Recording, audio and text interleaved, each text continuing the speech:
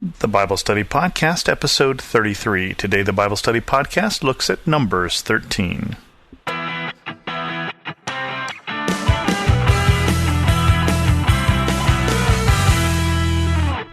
Welcome to the Bible Study Podcast. I'm your host, Chris Christensen.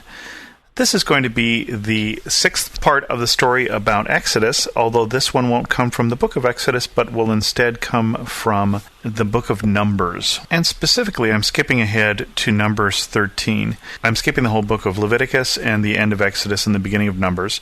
I'll let you go read those on your own. They're going to have a lot to do with law. Leviticus is going to be a law book that's going to tell you things about the punishment for various crimes. It's going to say things like which offerings are going to be set up for what things. It's going to talk about the Day of Atonement, which is Yom Kippur. It's going to talk about how big to make the tabernacle. Lots of very detail-oriented information that God gave to the people of Israel through Moses to lay out their society.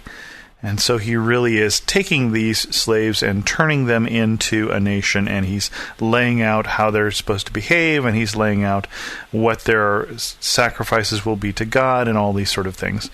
Skipping ahead, after all of that, the people finally come to the Promised Land, and they come to the Promised Land in chapter 13 of Numbers, and the first thing they do is they decide to send some men to explore the land. So let me pick that up from Numbers 13.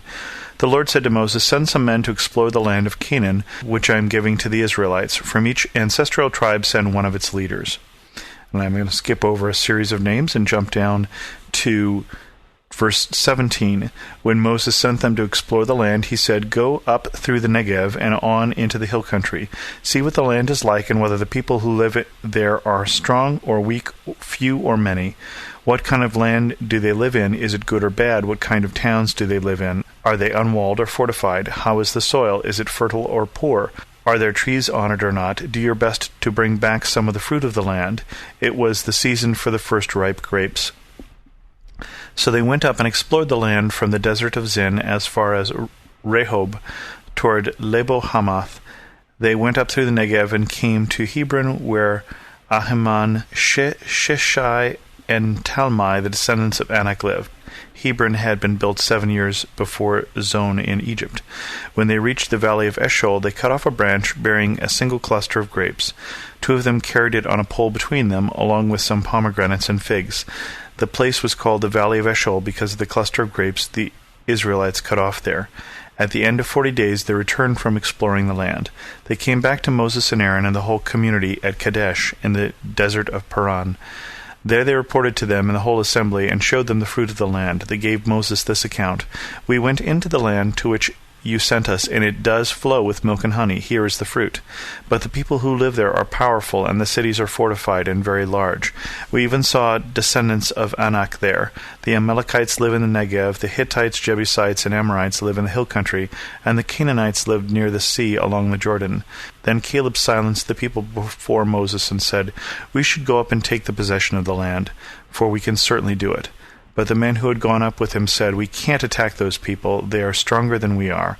And they spread among the Israelites a bad report about the land they had explored. They said, "The land we explored devours those living in it. All the people we saw there are of great size. We saw the Nephilim there, the descendants of Anak come from Nephilim, which we seemed like grasshoppers in our own eyes, and we looked the same to them." And continuing on into Numbers 14. That night all the people of the community raised their voices and wept aloud. All the Israelites grumbled against Moses and Aaron, and the whole assembly said to them, "If only we had died in Egypt, or in this desert. Why is the Lord bringing us to this land only to let us fall by the sword? Our wives and children will be taken as plunder. Wouldn't it be better for us to go back to Egypt?" And they said to each other, "We shall choose a leader and go back to Egypt." Then Moses and Aaron fell face down in front of the whole Israelite assembly gathering there. Joshua son of Nun and Caleb the son of Jephunneh were among those who had explored the land, tore their clothes, and said to the entire Israelite assembly, "The land we passed through and explored is exceedingly good. If the Lord is pleased with us, he will lead us into that land, a land flowing with milk and honey, and will give it to us. Only do not rebel against the Lord, and do not be afraid of the people of the land, because we will swallow them up. Their protection is gone, but the Lord is with us. Do not be afraid of them." So here's the situation. It's about a year after God used signs and wonders to get Israel out of Egypt. Through the Red Sea, been guiding them through the desert, been giving them the law, the 10 Commandments, all these instructions, finally gets them within sight of the Promised Land. And before they go in, they send in these spies. And they're actually told by God to send the spies ahead of time. They send in 12 spies. 10 of them come back and say, it's a really good land, it's full of milk and honey, it's full of fruit, and we shouldn't go there because the cities are strong and the people are big. And 2 of the spies, Caleb and Joshua, come back and say, well, all that's true, but it doesn't really matter. If God is with us, then we should go. If God is with us, then it doesn't matter how big they are, and it doesn't matter how strong the cities are. So it wasn't that they disagreed with the other spies. They just found that information to be of no use. They knew that they had been led by God to this point, that God had basically promised this land to Abraham hundreds of years ago, leading to this day. And on this day, with God still leading them by a pillar of fire by day and a pillar of cloud by night, what mattered to them is, does God want us to go in? If He does, we should. And if God doesn't want us to go in, then we shouldn't. But clearly God has brought us here to go in, and therefore it does not matter how big the obstacles are. But the people don't listen. The people basically say once again, why did you bring us out of Egypt? We just brought us out here to die. This time we're actually going to rebel. We're going to appoint a new leader, and we're going to go home, where home is Egypt. It's interesting that with as difficult as it was to get Israel out of Egypt, with the 10 plagues and all of that went on, and the passing through the Red Sea, that was the easy part. The hardest part is to get Egypt out of Israel. To get this notion that that is home out of them. They're standing here, they're looking at home, but they don't see it. They're standing here and they only see, we seemed like grasshoppers in our own eyes, and we looked the same to them. It's interesting. I think for us it's the same sort of thing. It's easy to be saved. It's harder to be changed.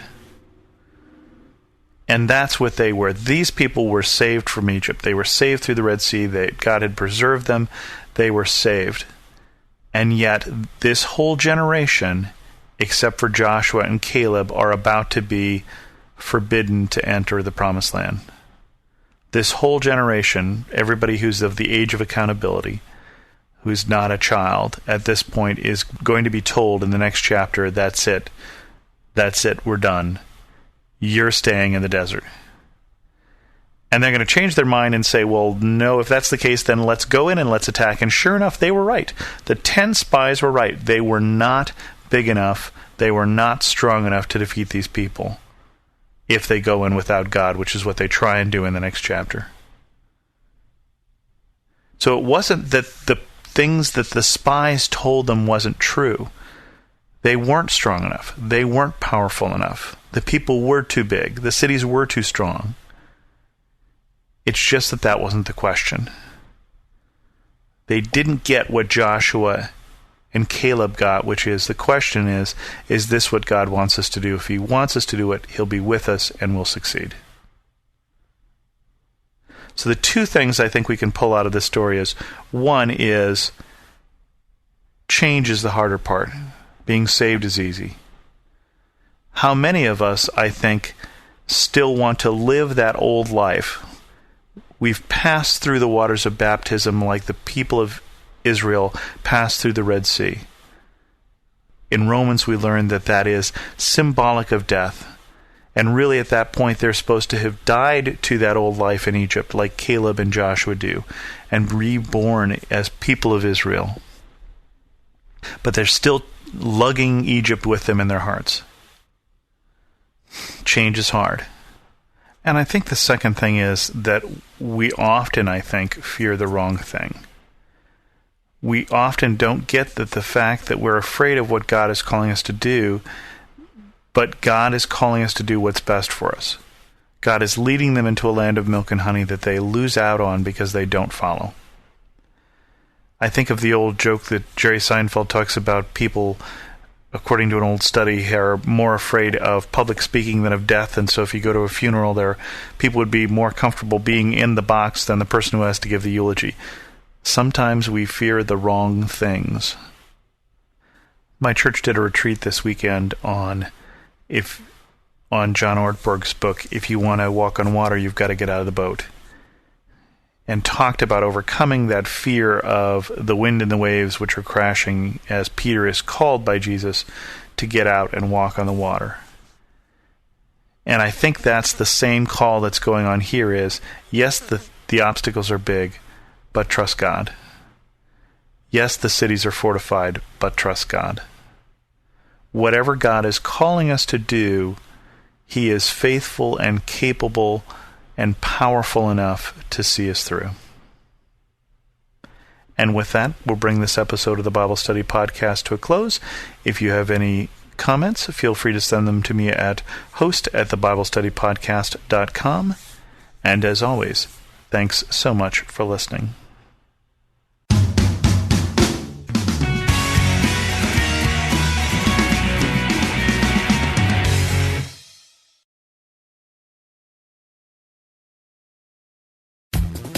The best and the brightest, served up daily by the sharpest minds in content delivery, Podshow and Limelight.